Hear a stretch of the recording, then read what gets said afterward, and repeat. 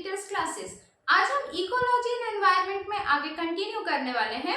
जो लोग भी चैनल में नए हैं वो चैनल को सब्सक्राइब कीजिए, लाइक कीजिए और शेयर कीजिए। आप लोगों का सपोर्ट मेरे लिए भी बहुत इंपॉर्टेंट है और आपको हमेशा यहाँ पे कंटेंट है वो सुपीरियर क्वालिटी का मिलेगा। आज से पहले जो हम लोगों ने इकोलॉजी एंड एनवायरनमेंट के जो वीडियोस डाले हैं उसमें से मैंने आपको एटमॉस्फेयर के बारे में बताना स्टार्ट किया था। एटमॉस्फेयर की लेयर से हर एग्जाम में क्वेश्चंस आते हैं, तो वही हम कंटिन्यू करते हैं। इससे पहले वाले वीडियो में मैंने ट्रोपोस्फियर के बारे में बताया था, तो जो लोग नए हैं वो लोग प्लीज एक बार जाकर उसको भी देखिए और फिर टाइम वेस्ट नहीं करते, आगे कंटिन्यू करते हैं। हम वीडियो छोटा होने वाला है लेकिन आज सारे लेयर्स एटमॉस्फेयर के कवर हो जाएंगे। ट्रोपोस्फियर जो होता है वो सबसे निचला लेयर होता है, मैंने बताया था, ठीक है। इसका एक और जो की पॉइंट है वो ये है कि वेदर रिलेटेड जो फिनोमिना होते हैं जैसे कि थंडरस्टॉर्म होना, बिजली चमकना, ये सारी चीजें ट्रोपोस्फियर में ही होती हैं, ठीक है। इसके अलावा ट्रोपोस्फियर में जैसे हम ऊपर जाते हैं तो टेम्परेचर में गिरावट आती है, ठीक। तो 1 किलोमीटर ऊपर जाने में 6 डिग्री तक के टेम्परेचर डाउन होता है, ठीक है। तो या 165 मीटर जब हम ऊपर जाते हैं तो 1 डिग्री टेम्परेचर जो है वो डाउन होता है, ये मैंने लास्ट वीडियो में बताया था। नेक्स्ट जो हम बात करते हैं वो है स्ट्रेटोस्फियर की, ठीक। ट्रोपोस्फियर हमने ऑलरेडी कवर किया हुआ है, तो हम स्ट्रेटोस्फियर में आते हैं डायरेक्टली। स्ट्रेटोस्फियर की जो लेंथ होती है, जो एरिया कवर होता है वो होता है अप टू 50 किलोमीटर्स तक के। मैंने बताया था कि ट्रोपोस्फियर जो निचला लेयर होता है वो 8 टू 18 किलोमीटर कवर करता है, तो 18 किलोमीटर से 50 किलोमीटर तक का जो एरिया होता है वो स्ट्रेटोस्फियर कवर करता है, ठीक है। स्ट्रेटोस्फियर हमारे एटमॉस्फेयर का सबसे वार्मेस्ट लेयर है, सबसे गर्म लेयर है, सबसे वार्म होता है, इसका टेम्परेचर जो है सबसे ज्यादा होता है। यहाँ पर क्या होता है, इंक्रीज टेम्परेचर में इंक्रीज होता है विद इंक्रीज इन एल्टीट्यूड, मतलब एल्टीट्यूड मतलब हाइट। जैसे जैसे हम ऊपर जाते जाएंगे, कहाँ पे, स्ट्रेटोस्फियर में। स्ट्रेटोस्फियर में जैसे जैसे हम ऊपर बढ़ते जाएंगे उसके टेम्परेचर में भी साथ में इंक्रीज होते जाएगा, बढ़ावत आती जाएगी। तो ये जो हमारे एटमॉस्फेयर का सबसे गर्म लेयर होता है, इसमें ऊपर जाने के साथ साथ टेम्परेचर भी आगे बढ़ता है, इस वजह से इसका टेम्परेचर बहुत हाई हो जाता है। और यहाँ पे फोटोकेमिकल रिएक्शंस भी होते हैं। फोटो जो वर्ड होता है हम लाइट के लिए यूज करते हैं, तो लाइट से, टेम्परेचर से रिलेटेड जो रिएक्शंस होते हैं वो भी कहाँ पर होते हैं, स्ट्रेटोस्फियर में होते हैं। इसी की वजह से यहाँ पे एक लेयर का फॉर्मेशन होता है जो बहुत इंपॉर्टेंट है हमारे अर्थ के लिए, वो है आपका ओजोन लेयर। ओजोन को हम किससे डिनोट करते हैं, O3 से डिनोट करते हैं, ठीक। स्ट्रेटोस्फियर बहुत ही इंपॉर्टेंट लेयर है। बेसिकली जो ज्यादातर क्वेश्चंस आते हैं वो ट्रोपोस्फियर और स्ट्रेटोस्फियर से ही आते हैं, ये एटमॉस्फेयर वाले पार्ट में।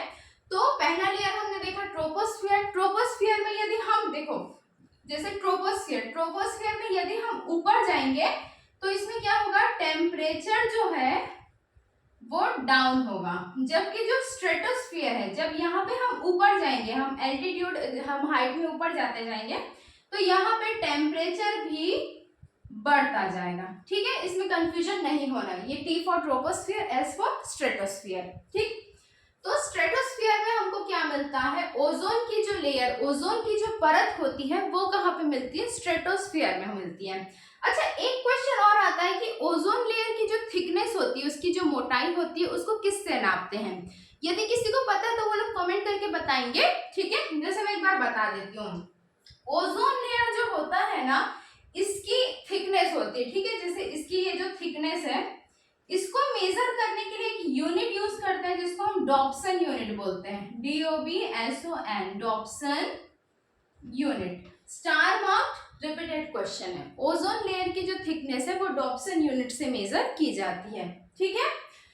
ट्रोपोस्फियर सबसे निचला लेयर, उसके बाद फिर नीचे से ऊपर की तरफ हम देख रहे हैं, ये मैंने आपको पहले वीडियो में ही बताया था, तो ये जो लोग भी नए हैं वो लोग प्लीज एक बार उसको जाके देखिए तो ही ये क्लियर हो पाएगा, ठीक है। और जो लोग एक बार देख चुके हैं उनको मेरे ख्याल से ये चीजें सब क्लियर होती जाएंगी।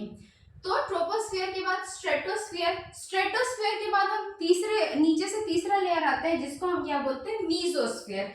नाम से क्लियर है, मीजो मतलब मीडियम लेयर, बीच का लेयर है, ठीक है।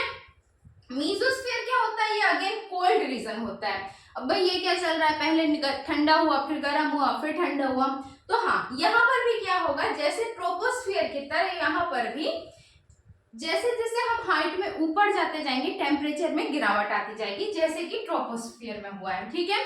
इससे क्वेश्चंस बहुत ज्यादा नहीं पूछते हैं, फिर भी आप एक बार स्टार मार्क कर लो, एक दो बार पूछा गया है। मीसोस्फीयर से यही क्वेश्चन ज्यादातर आते हैं कि यहाँ पे टेम्परेचर में क्या वेरिएशन होता है। तो मीसोस्फीयर में भी क्या होगा, जैसे हम हाइट में ऊपर जाएंगे तो टेम्परेचर में गिरावट आएगी, डिक्रीज होता जाएगा। किसकी तरह है ये, बिल्कुल ट्रोपोस्फियर की तरह है। ट्रोपोस्फियर मीसोस्फियर भाई भाई दोनों में जैसे जैसे हम ऊपर जाएंगे वैसे वैसे टेम्परेचर में कमी आती जाएगी, ठीक है। अब हम बात करते हैं थर्मोस्फियर की, ठीक। अब थर्मोस्फियर क्या है, तो थर्मोस्फियर एक ऐसा लेयर है जिसमें मतलब हीट की बात चल रही, तो यहाँ पे टेम्परेचर तो अच्छा खासा होगा। अब ये जो थर्मोस्फियर है वो अपने आप में ही दो लेयर्स में डिवाइडेड है, ठीक है। कितने लेयर्स में डिवाइडेड है थर्मोस्फियर, दो लेयर्स में डिवाइडेड है। अच्छा, मीसोस्फियर का जो एरिया कवर्ड है वो 50 to 80 किलोमीटर है, बहुत ज्यादा इंपॉर्टेंट नहीं है और ये कोल्ड रीजन है, बहुत गर्म भी नहीं है, ठीक। इससे उतने ज्यादा क्वेश्चंस नहीं आते हैं। अच्छा, थर्मोस्फियर का जो एरिया है वो कितना है, 80 से 1600 किलोमीटर, मतलब 80 किलोमीटर से लेके जो आउटर स्पेस का है 1600 किलोमीटर, मतलब आप स्पेस समझ लो, ये जो एरिया है ये थर्मोस्फियर का आता है, ठीक है। इसके दो लेयर होते हैं, जो पहला या लोअर लेयर होता है उसको हम आयोनोस्फीयर बोलते हैं। क्या बोलते हैं, आयोनोस्फीयर, मतलब आयंस यहाँ पे प्रेजेंट होते हैं। आयंस मतलब जो चार्ज होते हैं ना, जिसे अलग अलग पॉजिटिव नेगेटिव चार्ज होते हैं, जिसकी वजह से बिजली चमकती है, कड़कती है, जो भी आप बोल लो, वो कहाँ पर प्रेजेंट होगा, वो आयोनोस्फीयर में प्रेजेंट होगा। और आयोनोस्फीयर किसका पार्ट है, थर्मोस्फीयर का पार्ट है, ठीक है। आयोनोस्फीयर का हम यूज किसके लिए करते हैं, very important question, radio communications के लिए।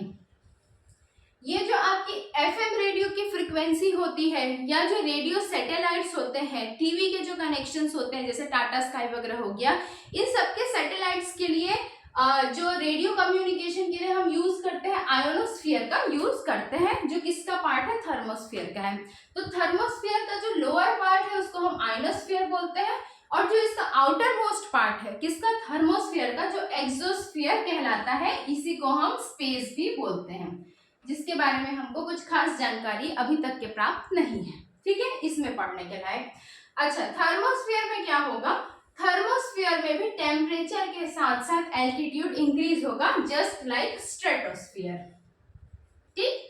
तो कैसे याद रखना है, थर्मोस्फीयर में कैसा होगा, स्ट्रेटोस्फीयर की जैसे जैसे जैसे ऊपर जाएंगे टेम्परेचर भी बढ़ता जाएगा। थर्मोस्फीयर और स्ट्रेटोस्फीयर गर्म लेयर होते हैं, जबकि ट्रोपोस्फीयर और मीसोस्फीयर जो होते हैं वो कोल्ड होते हैं, ठीक है। एक बार क्विक रिवीजन करते हैं, आज की वीडियो बहुत ज्यादा लंबी नहीं है।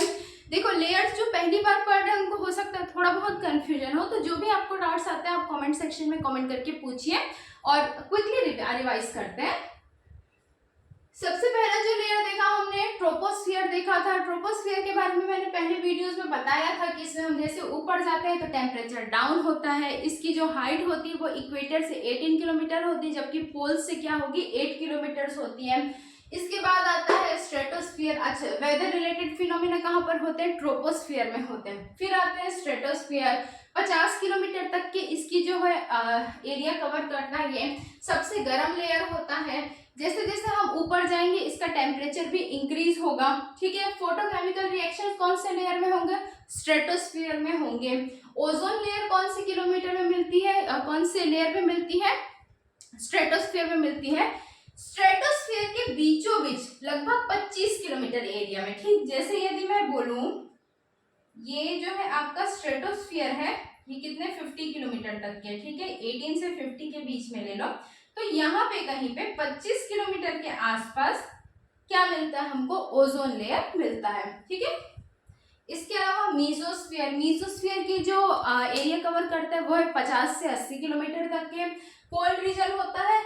जैसे जैसे हम ऊपर जाएंगे टेम्परेचर में गिरावट देखने को मिलती है। फिर आता है आपका थर्मोस्फीयर, 80 किलोमीटर से लेके 1600 किलोमीटर तक के। ये दो पार्ट्स में डिवाइडेड है। पहला है आयोनोस्फीयर, जहाँ पे रेडियो कम्युनिकेशन या आयंस जो है वो मिलते हैं, ठीक है। फ्रीक्वेंसी एफएम वगैरह का जो है वो सब काम कहाँ पे होता है, आयोनोस्फीयर में होता है।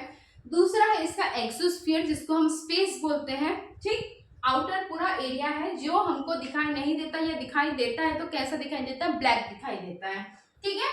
इसके अलावा जो है हमारा टेम्परेचर, टेम्परेचर क्या होगा थर्मोस्फीयर में, जैसे जैसे हम ऊपर जाएंगे टेम्परेचर भी बढ़ता जाएगा, ठीक। चलो, तो ऐसे कौन कौन सी 2 लेयर्स है जिसमें हम ऊपर जाते हैं तो टेम्परेचर बढ़ता है, ठीक है। ये जिसको पहले से पता है वो कमेंट करेंगे। स्ट्रेटोस्फीयर और थर्मोस्फीयर में जैसे जैसे हम ऊपर जाएंगे टेम्परेचर में क्या होगा, बढ़ेगा, वो भी बढ़ोतरी होगी।